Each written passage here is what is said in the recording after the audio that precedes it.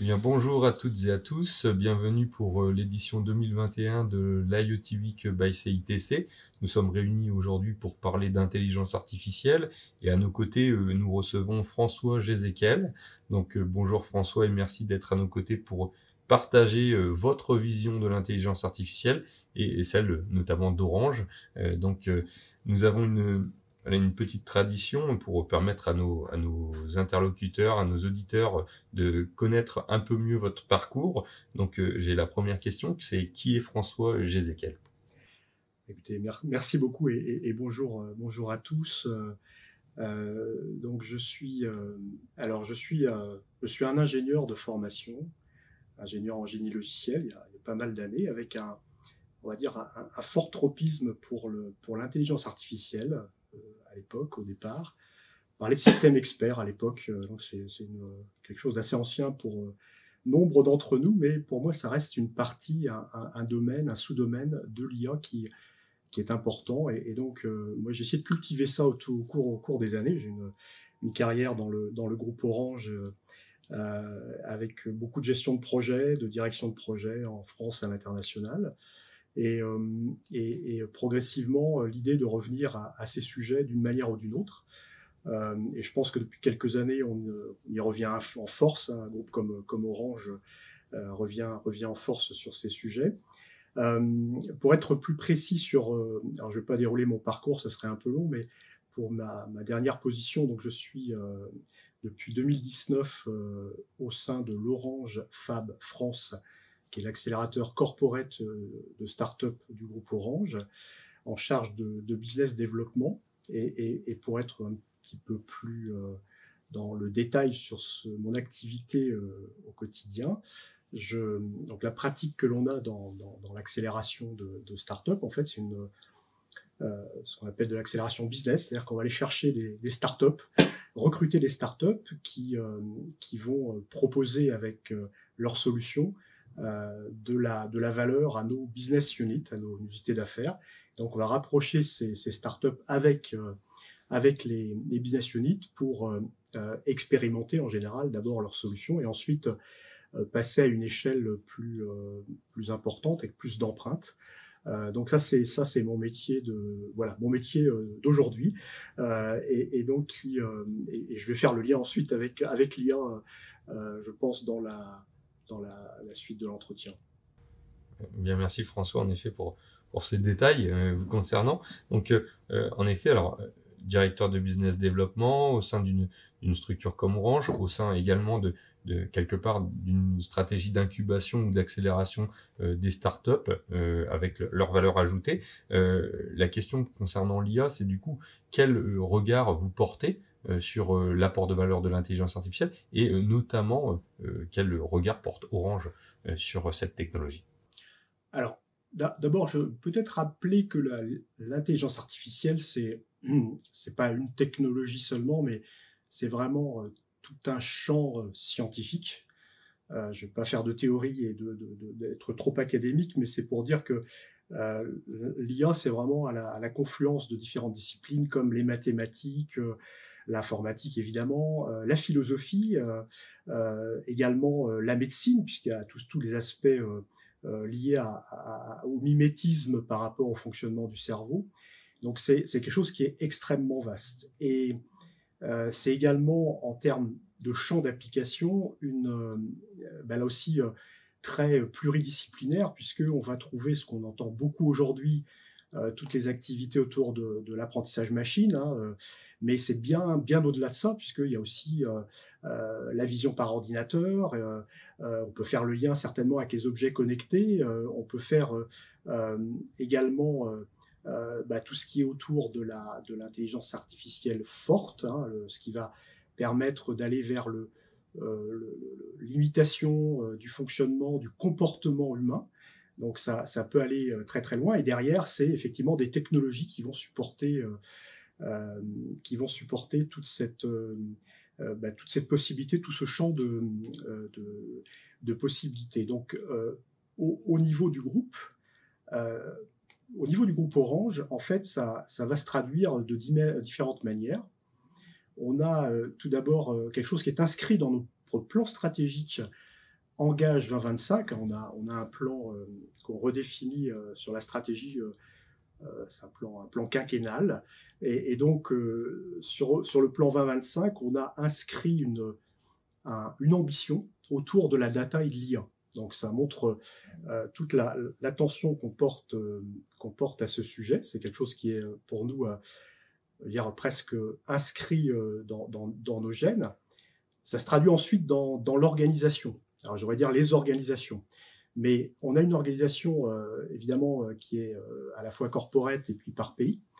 Et au niveau corporate, on a à partir de la mi-2019 mis en place une entité qui s'appelle Data IA, qui est pilotée par Steve Jarrett, et donc qui porte aussi la vision au niveau du groupe de ce que l'on peut faire, ce que l'on doit faire, ce que l'on a envie de faire, nos ambitions sur l'IA.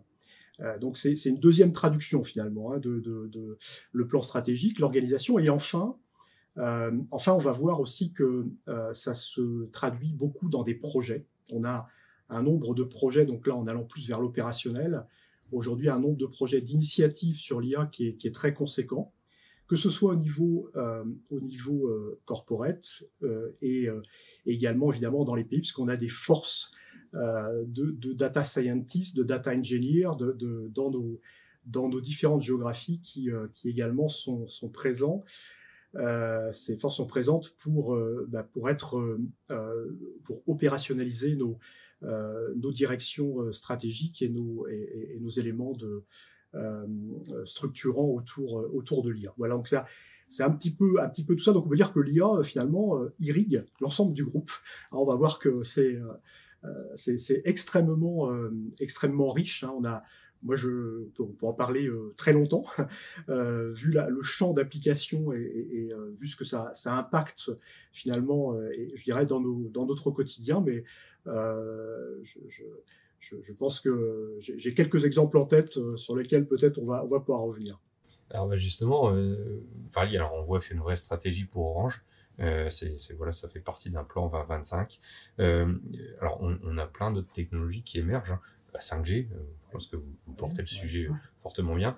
On parle également de deep tech, on parle également de cloud, on parle d'IoT bien évidemment, mais d'autres technologies comme le quantique, des choses comme ça. Donc qu'est-ce que vous pouvez espérer en valeur ajoutée supplémentaire à ces technologies-là au travers de l'apport de l'intelligence artificielle? Et puis, à l'inverse, je suis persuadé qu'en effet, ça reste une forte valeur ajoutée pour un groupe comme Orange, mais à l'inverse, quels sont aussi les freins, les craintes, alors des freins et des craintes qui peuvent provenir de l'extérieur, mais qui peuvent provenir aussi de l'intérieur face à l'arrivée des technologies comme l'intelligence artificielle?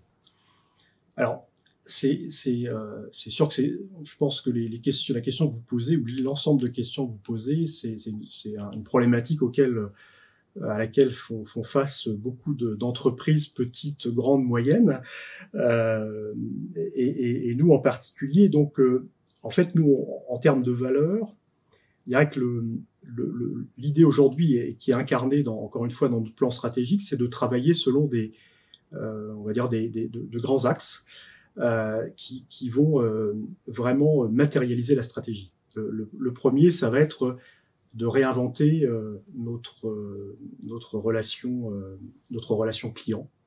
Donc, qu'est-ce que ça veut dire réinventer la relation client grâce à l'IA? Ça va être avec peut-être utiliser un chatbot qui va être plus pertinent. Voilà, je prends un exemple basique de la vie courante, mais sauf qu'à l'échelle d'un groupe comme le nôtre, il n'y a pas un chatbot unique, mais il y a des technologies de chatbot qui sont utilisées face aux clients dans les différents pays. Donc en fait, on va se confronter à une logique un petit peu, comme disent, moi c'est un mot que j'aime bien, qui est un peu compliqué peut-être d'abord, c'est comme disent les géographes, c'est un peu multiscalaire. C'est-à-dire qu'on a différentes échelles qu'on va avoir à adresser sur ces sujets, alors comme sur d'autres, mais sur l'IA en particulier, dans l'approche qu'on a au niveau du groupe. La question est, par exemple, rester sur l'exemple du chatbot, faut-il avoir un chatbot qui est universel, qui conviendrait à tous les pays pour la relation client, ou bien est-ce qu'il y a des particularités? Est-ce qu'il y a une sensibilité qu'il faut intégrer? Et donc, le modèle unique, finalement, ne conviendra pas. Il faudra le customiser ou l'adapter. Quoi qu'il en soit, on va être, dans tous les cas, confronté à des problématiques d'économie d'échelle. Donc, on va chercher à mutualiser, hein, même si on a un groupe qui est plutôt, on va dire, décentralisé dans son mode de fonctionnement, parce que chaque pays a son PNL. Mais vous voyez, sur cet exemple-là, on voit que l'IA, en fait, la mise en œuvre de l'IA, ça pose un certain nombre de questions. Une deuxième priorité qu'on s'est assignée dans le cadre du plan 2025, c'est d'avoir, vous avez commencé à en parler, avec la 5G, c'est d'avoir des réseaux plus intelligents. Et déjà, en fait, on s'aperçoit qu'avec la 5G, on doit avoir des réseaux qui soient plus intelligents. Pourquoi? Parce que, vous savez, la 5G, elle est fondée sur un triptyque dans lequel on va avoir enfin, je reviens pas je vais pas aller dans le détail trop, mais la latence basse, on va avoir la gestion d'objets connectés en masse, donc une capacité à gérer des objets en nombre très très important. On parle de milliards d'objets qui pourraient arriver sur le marché, qui commencent à arriver. Donc si on n'est pas armé, si on n'est pas doté de systèmes avec de l'IA, on va pas pouvoir contrôler facilement ce qui va se passer dans nos réseaux. On va pas pouvoir gérer, surtout, ce qui compte avant tout, la relation et la qualité de la relation client, la qualité perçue par le client. Comme on est un groupe qui a aussi une stratégie, comme on dit, omnicanal, hein, c'est-à-dire qu'on est sur plusieurs canaux, on est très digitalisé avec nos clients. Là aussi, il faut être très attentif aux soins qu'on apporte à cette qualité. Donc, les réseaux intelligents, finalement, plus intelligents, vont servir aussi dans le temps, à maintenir non seulement la qualité de service qu'on cherche à avoir aujourd'hui, mais encore à l'amplifier, enfin à l'améliorer, dans la mesure où, avec la 5G, on va avoir une explosion des usages. Ouais. Donc, ça va ensemble. Là, il faut aussi maîtriser et continuer à maîtriser la qualité de la relation client. Une dernière priorité qu'on s'est donnée, c'est tout ce qui est autour de améliorer l'efficacité opérationnelle. Et là, on voit que l'efficacité opérationnelle, ça va toucher évidemment tout ce qui peut être face au client, mais aussi tout ce qui peut être en back-office, et donc plutôt les fonctions support. Je prends un exemple. Alors, on n'est pas Facebook qui recrute, qui doit traiter à peu près 3 millions de CV par an en recrutement, donc ce qui est considérable. On n'est pas à ce niveau-là, mais néanmoins, on a beaucoup de candidatures à nos propositions de postes et également de candidatures spontanées. Comment traiter, d'un point de vue RH, ces candidatures si on n'est pas outillé, et donc les RH, chez nous, c'est un domaine métier où il y a une très forte implication, une très forte curiosité, une très forte appétence pour utiliser des systèmes qui vont permettre d'automatiser, pas tout le process de recrutement, bien entendu. L'humain reste au centre quand même en la matière, et fort heureusement, mais plutôt des éléments, des parties de la chaîne de recrutement. Ça peut être aussi sur la gestion prévisionnelle des emplois et carrières, hein, la GPEC dont on parle souvent en RH, où là, l'évolution, le suivi de l'évolution des métiers à travers à la fois des signaux qui peuvent être forts et faibles, les tendances qui existent sur le marché pour les opérateurs télécoms, c'est des choses qu'on va pouvoir intégrer aussi grâce à l'IA. Donc, tout ça montre en tout cas les axes de force sur lesquels on travaille aujourd'hui, qui sont finalement assez structurés et très concrets. Et je n'oublie pas la deuxième partie de votre question qui est relative finalement aux craintes, aux peurs qu'on peut avoir. Alors, je vais pas dire que tout un chacun et le commun des mortels n'a pas peur de plus en plus des systèmes IA. On est tous confrontés à des situations où, en fait, on perd la maîtrise. On n'a pas confiance. Et quand on va sur des sujets qui sont très très cruciaux, très critiques, comme je pense à la médecine, où on voit qu'aujourd'hui des systèmes de reconnaissance de forme sont capables de reconnaître. Je m'éloigne un peu apparemment du sujet en parlant de la médecine. Vous allez voir qu'on y revient vite. On peut être inquiet de voir qu'une l'analyse d'une radio, finalement, faite par un système d'IA aujourd'hui, c'est presque plus fiable ou aussi fiable que l'œil exercé d'un radiologue expérimenté. Donc là, ça veut dire, tiens, ça pose quand même beaucoup de questions. Et on se dit, là, il y a quelque chose à faire. Donc, le problème, c'est la confiance dans les systèmes. Je parle de la médecine parce que c'est une des verticales qu'on adresse dans nos lignes business. Donc, c'est un sujet auquel on attache de l'importance et l'innovation. L'open innovation, là aussi, a un rôle important à jouer. Et donc, construire une IA de confiance et responsable, pour nous, c'est une priorité. C'est-à-dire que c'est même pas en filigrane des 3 priorités que j'ai indiquées, mais c'est plutôt le chapiteau, c'est plutôt la partie frontale à laquelle on doit être vraiment extrêmement attentif. On doit être acculturé, c'est-à-dire qu'on a des formations en interne autour de ça de plus en plus. J'ai oublié de dire en introduction que j'avais aussi un mandat à la Linux Foundation Artificial Intelligence, qui est une des sous-fondations de la Linux Foundation qui, comme son nom l'indique, traite donc des Linux Foundation Artificial Intelligence and Data, qui traite des sujets d'open source, mais plus largement des approches de développement logiciel, donc dans le monde de l'open source. On adresse ce sujet de la trusted AI, de l'IA de confiance. Donc je pense que c'est une préoccupation aujourd'hui qui est la préoccupation de tous. La manière dont on la traite au niveau d'Orange, en fait, ça part de nos engagements d'abord en responsabilité sociale d'entreprise. On va chercher à être soigneux, à être attentif à l'environnement. Quand on parle d'IA, si je parle d'environnement d'un côté, je parle de l'IA de l'autre, on sait que les systèmes d'IA sont des gros consommateurs, des énormes consommateurs de ressources informatiques. Et donc, quid de l'environnement? Et donc, une réponse à ça, et moi, c'est mon rôle, par exemple, dans l'open innovation, dans le choix de start-up, ça va être de chercher des solutions plus frugales en termes de traitement de données, en termes d'architecture informatique. Et en France, on a beaucoup de créations au niveau donc c'est extrêmement encourageant. Je me dis, on a des perles en termes de start-up sur ces sujets-là. Donc, première chose. Deuxième chose pour la RSE, on va être aussi dans l'égalité digitale. Et on sait qu'on a un rôle de transformation de la société sur le digital, mais il faut pas le faire n'importe comment. Là aussi, l'IA va pouvoir aider à le faire, mais il faut pas le faire en se précipitant sur ce qui est les tendances actuelles, ou alors il faut vraiment être très attentif à notre approche également en la matière. Et donc on a essayé de traduire ça en adhérant à une charte internationale qui est sur l'IA inclusive, de manière à la fin, et en fin d'année dernière, en fin 2020, on a signé, on a été certifié autour de ce sujet pour justement développer, concevoir et développer des systèmes qui soient, en termes d'IA, à la fois qui tiennent compte de la responsabilité et également de l'inclusion. Dans le recrutement des startups qu'on fait, c'est un sujet, là je prépare un programme sur l'IA, là, sur la thématique IA, de recrutement de startups.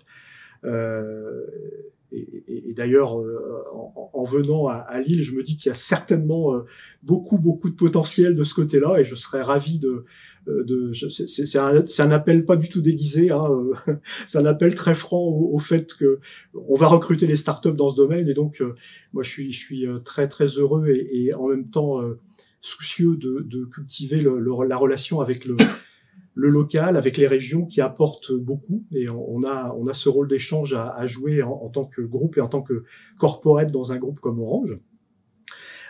Donc IA responsable et inclusif, ça c'est quelque chose auquel on va faire très attention, et ça se traduit dans beaucoup de domaines de la vie courante finalement, parce que l'IA va toucher un petit peu tous les domaines touche progressivement tous les domaines de la vie courante, et donc il est important d'avoir quelque chose qui ne laisse pas de côté nos clients, mais plus largement que nos clients, ça peut être les citoyens de la planète. On a un peu la même préoccupation au niveau de la LFA, et c'est de faire quelque chose qui soit un peu universel dans les principes, les principes d'IA responsable. Et on s'est inspiré de ce qui se fait en Europe, de ce qui se fait également aux États-Unis, de ce qui se fait également en Asie et plus particulièrement en Chine, puisqu'on a l'image quelquefois de la Chine, mais la Chine a aussi une approche de l'IA responsable, alors qui est peut-être différente parce que la culture est différente là-bas, mais en tout cas ça existe. Il faut savoir que ça existe. Donc, je dirais que ce côté universel au niveau d'Orange, on essaye aussi de le cultiver. Et en tout cas, moi, à mon niveau, j'essaye de l'entretenir et de le cultiver. Merci en tout cas pour la richesse des informations que vous nous avez données, vous nous avez partagées à travers cette réponse. Alors moi, ce que je retiens des échanges que vous évoquiez là, c'est que en fait Orange travaille beaucoup sur l'IA, du coup sur la qualité. Ça se sert de l'IA en termes d'éléments de valorisation de la qualité vis-à-vis de ses clients. On l'a vu aussi à travers, vous avez pris l'exemple des RH, donc ça veut dire quelque part des gains de productivité internes à l'entreprise, et puis faciliter aussi le travail de ses collaborateurs. Donc ça, ce sont des points. On a évoqué aussi l'aspect éco-responsable. En effet, on a vu souvent sous les feux de la rampe finalement la 5G en disant ok, on peut multiplier les usages, mais on va être très énergivore et donc forte consommation. Là où je vous rejoins sur le fait que l'intelligence artificielle peut être un élément utilisé pour être moins consommateur d'énergie, en tout cas plus filtrant parce qu'on va être plus sur de l'IA frugale, mais à la fois à la valorisation de la donnée brute. Et donc, en effet, ça rejoint exactement ce que vous évoquiez. Donc, on voit quand même pas mal d'axes sur lesquels vous intervenez, sur lesquels l'IA peut avoir forte valeur ajoutée, sur l'environnement aussi. Un IA inclusif aussi, c'est extrêmement intéressant. Je pense que ce sera des sujets qu'on pourra poursuivre et d'aborder sur cette thématique lors de notre rendez-vous du 16 mars. Mais dernière question, alors on a vu tous ces points-là. Est-ce que aussi il y a des axes, parce que vous êtes directeur business développement, est-ce qu'aujourd'hui, sans trahir de secret pour Orange, il y a des axes business qui vous sont ouverts, qui forcément n'étaient pas accessibles, alors même s'il y a, on avait les réseaux de neurones et ainsi de suite, mais pas forcément toute la donnée qui allait avec. Est-ce que ça vous ouvre des champs des possibles dans des nouveaux axes business sur lesquels vous basez une stratégie? Alors, la réponse à cette question et ce qu'elle sous-tend est probablement assez riche aussi parce qu'on a en fait dans notre approche aujourd'hui, je ne vais pas parler de manière trop générale, mais par rapport à notre activité avec les startups notamment, mais ça peut être aussi avec des partenaires plus largement. En tout cas, avec les startups, on va rechercher des solutions d'abord qu'on ne fait pas déjà. Alors c'est tout bête à dire, mais c'est important. On a un savoir-faire en interne en termes de développement, en termes de capacité d'analyse, en termes de développement informatique par lui-même, hein, de solutions. On est capable de développer des produits, on est capable de les intégrer également. Et donc, ce qu'on va aller chercher, c'est autre chose. Et on va aller chercher selon les différents axes qui sont les axes classiques. On a parlé des lignes de métier, par exemple les RH. Ça pourrait être demain le soutien juridique. Comment améliorer avec l'IA le support juridique qu'on a en interne ou dans nos phases de contractualisation, que ce soit en B2C, en B2B.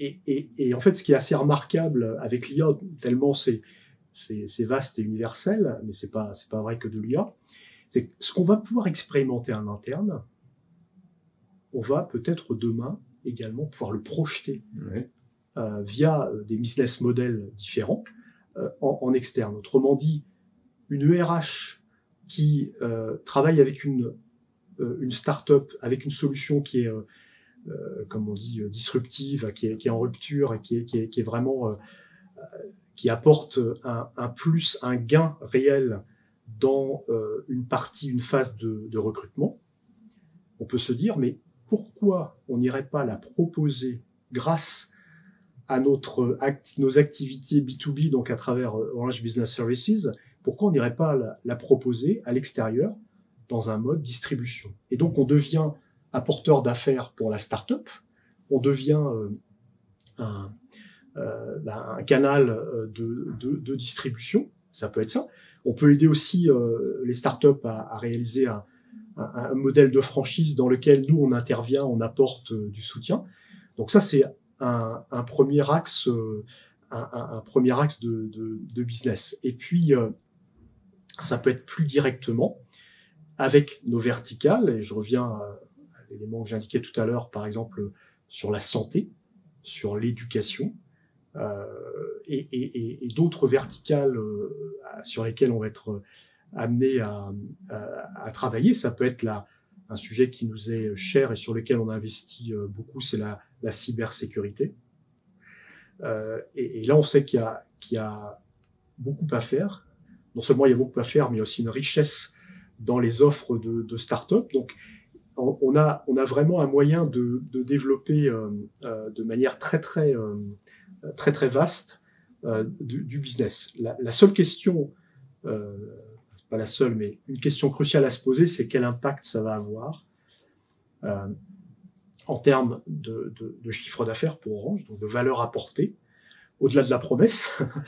C'est quel moyen on y met, donc plutôt l'architecture de valeur qu'on va mettre en face de la promesse de valeur, et pour réaliser quelque chose au final qui sera qui peut être monétisable, qui peut aussi, et je crois qu'on a cette fibre et ce devoir au sein d'Orange de transformer une partie de la société par ce qu'on apporte, par nos solutions. Donc ça, c'est une autre valeur, mais qui est aussi assez irremplaçable. Je pense qu'on n'est pas dans la course à l'armement de la technologie.